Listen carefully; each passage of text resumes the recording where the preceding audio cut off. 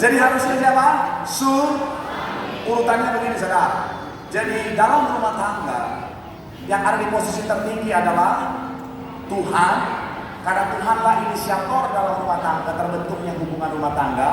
Kemudian seharusnya yang jadi pemimpin setelah Tuhan adalah baru selanjutnya apa? Istri, baru anak pertama, anak kedua. Kenapa saya spesifik sampai anak pertama, anak kedua? Karena Tuhan kasih iman saya begini saudara, bahwa anak pertama tuh bukan sekedar jadi anak saja, tapi dia punya tanggung jawab yang spesial saudara. Untuk apa? Untuk menolong adik-adiknya, untuk mengarahkan adik-adiknya, untuk menerima berkat kesulungan. Kalau saudara baca Alkitab, jadi bicara tentang anak pertama itu punya tanggung jawab yang besar. Sayangnya ada banyak anak pertama hari-hari ini adiknya udah susah dibiarin saudara. Memang bilang ya, kau punya tanggung jawab kepada adik-adikmu, amin. Nah, anak kedua sebagai adik, boleh munculkan lagi gambarnya. Saya mau bilang ya, hormat sama kakakmu. Ada banyak adik-adik zaman sekarang kurang ajar sama kakaknya. Udah gak usah curhat, betul. Iya, saya tahu. Saya mau bilang anak kedua, ketiga, dan seterusnya belajar hormat. Hargai kakakmu, hak kesulungannya. Amin. Tapi saya nggak akan masuk ke dalam terlalu dalam sana, saya akan fokus pada keluarga. Jadi Tuhan posisi yang pertama, harus Tuhan yang pertama dan yang paling utama dalam keluarga. Setelah itu imam adalah supaya lebih totalitas, tim saya buat maju ke depan.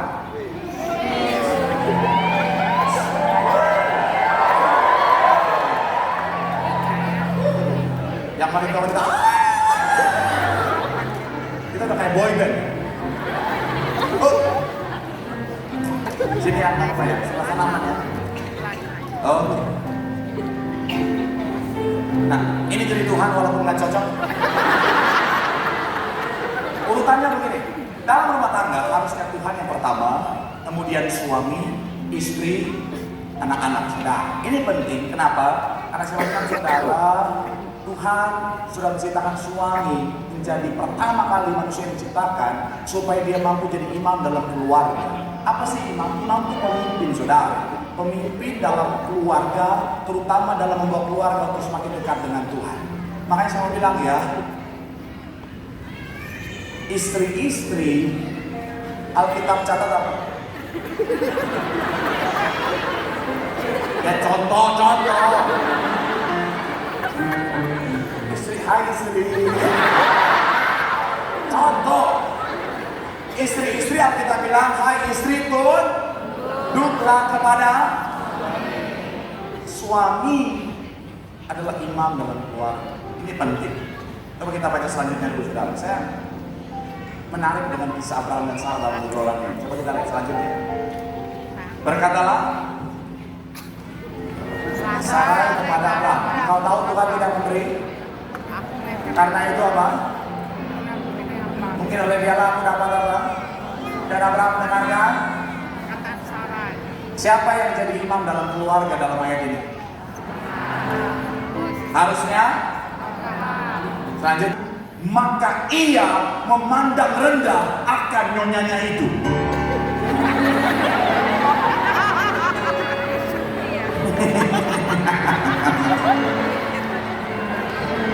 Salah, kamu wanita tidak berguna. Zoom aja terus, zoom.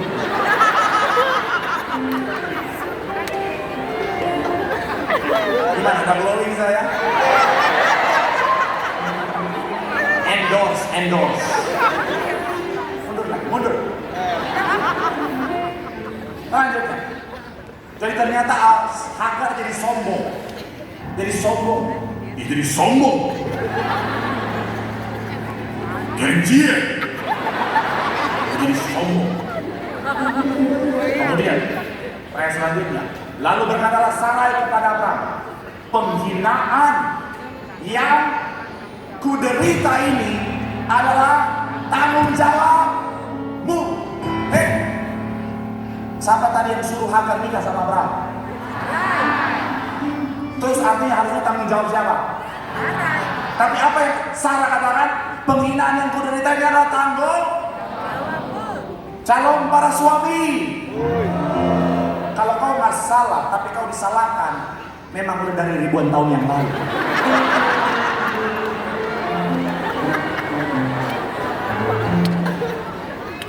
Jadi jangan kaget Pak, kau nggak salah tapi kau disalahkan Pak. Memang wanita modelnya suka begitu Pak. Dari mana sejarah Adam dan Hawa? Ingat Adam dan Hawa? Yang bawa Adam jatuh dalam dosa siapa? Tapi ketika Tuhan bilang, oh ya Adam, kenapa mau makan buah? Perempuan yang kau berikan. Betul nggak? Betul. Artinya nggak salah loh kamu. Adam nggak salah loh. Betul kan? Tapi ketika Tuhan bilang sama Hawa, Hawa, benar kan? Ular.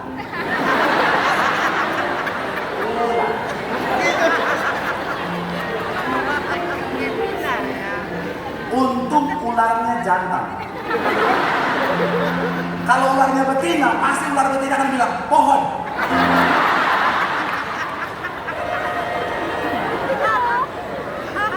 Wanita, tapi bukan wanita dari sini, wanita dari gedung sebelah. Akulah yang memberikan tahan. Akulah yang memberikan hambaku ke Sarah sudah sadar bahwa dia yang salah.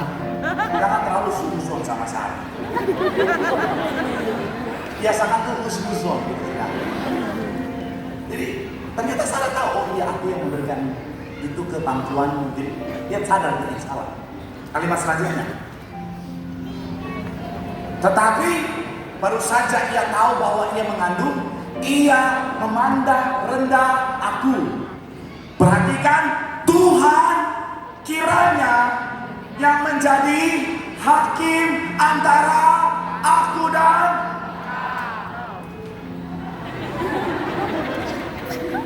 dia tahu dia salah, tapi bukannya minta maaf, malah ngomong apa? Tuhan yang menjadi hakim atas kita berdua. Abraham, memang ada orang-orang gitu saudara, udah salah, bukannya ngaku salah, malah bilang Tuhan yang jadi hakim atas kita berdua. Hello.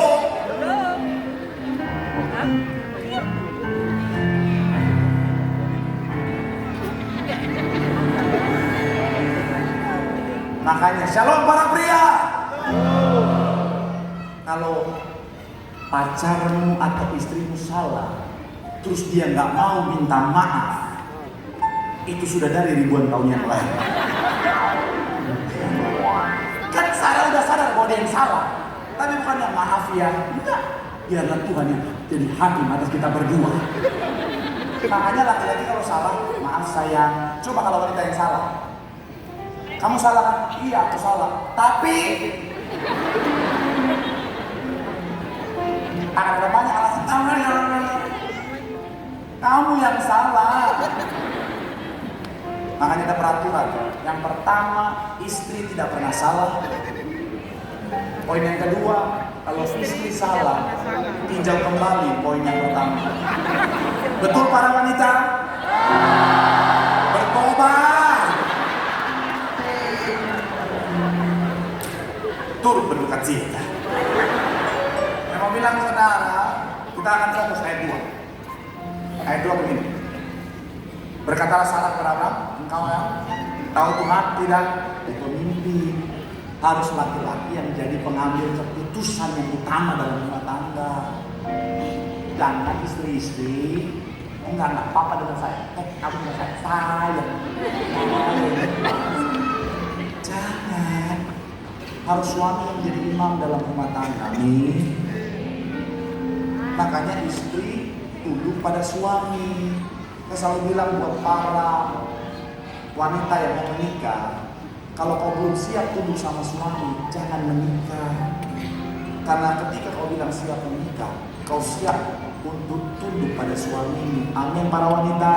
Amin. Terima kasih bos sebelah sini yang sudah bertobat. Sehebat apapun kau di luar, ketika di rumah kau adalah istri yang ada di dalam otoritas suami sebagai imam dalam rumah tangga. Kalau saudara heran kenapa saya bawa tim banyak supaya saya pulangnya aman, saudara. Saya takut ibu-ibu. Tapi saya mau bilang saudara, iya. Dengarlah, hormatilah. Kenapa Tuhan bilang apa? Hai istri, tunduklah kepada suami. Dan suami apa? Kenapa bukan tunduk juga? Karena kalau dua-dua tunduk, angkat juga.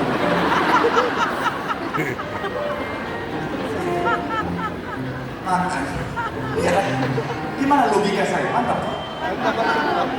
Istri tunduk sama suami, suami mengasihi, mengayomi. Nah, suami sebagai imam jangan juga seenaknya. Jangan karena aku suami. Aku berkuasa atas engkau, hai Amirah. Tunduklah kepadaku. Suami bertindak. Iya dorong. Nggak gitu. Kasih. Pak Pendeta, saya sebenarnya mau Pak Pendeta supaya suami saya jadi decision maker. Soalnya dia nggak bisa ambil keputusan Pak Pendeta. Setiap apa-apa.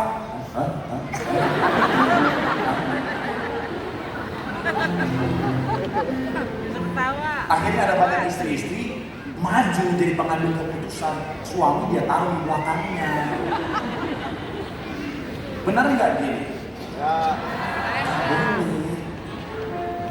Saya pernah ngeliat ada suami istri Tuhan, istrinya yang superior, suaminya diam. Lagi kalau sering, saya pengen tangan bapaknya, bapak yang kuat. Nah, itu. Jadi gini, kalau suami nggak bisa jadi pengambil keputusan, pertanyaan pertama, kenapa kau nikahi dia? Udah terlanjur Pak Pendeta, ya sudah. Kalau sudah terlanjur, bukan kau ambil posisinya sebagai imam, sebagai decision maker, tetapi gini, kalau kau ambil keputusan melangkahi apa yang sudah Tuhan tetapkan, akhirnya bisa salah jalan. Makanya tadi salah ambil keputusan, akhirnya nggak tahu bersama. Adam pun sama, ketika Hawa yang memilih jadi decision maker melangkahi suami, makanya manusia jatuh. Tidak ada yang tahu. Makanya disebutkan Hawa nafsu, bukan Adam nafsu.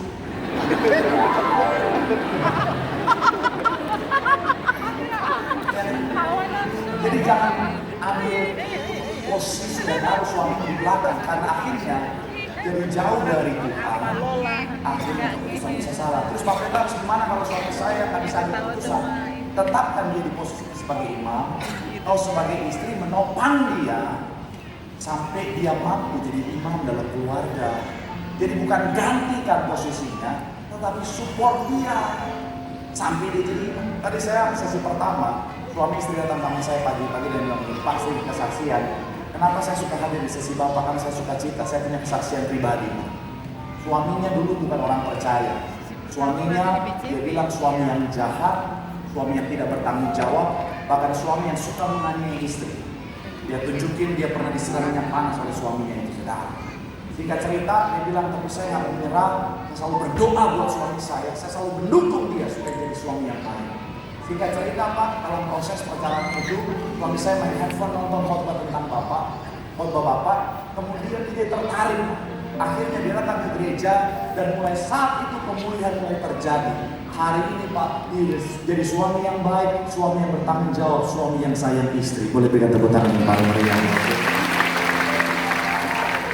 Suami ditopang oleh istri itu, saudara. Anak-anak hormat sama orang tua. Karena begini saudara, ketika istri tetap menopang suami untuk jadi imam yang dekat sama Tuhan, maka akhirnya begini saudara, keluarga ini akan dibawa pada rancangan Tuhan. Ikut.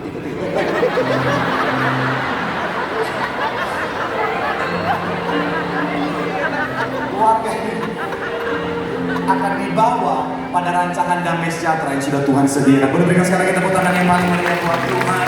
Bilang sama kanan kirimu, Jadi keluarga yang alkitabiah, di situ ada rancangan Tuhan, berkat Tuhan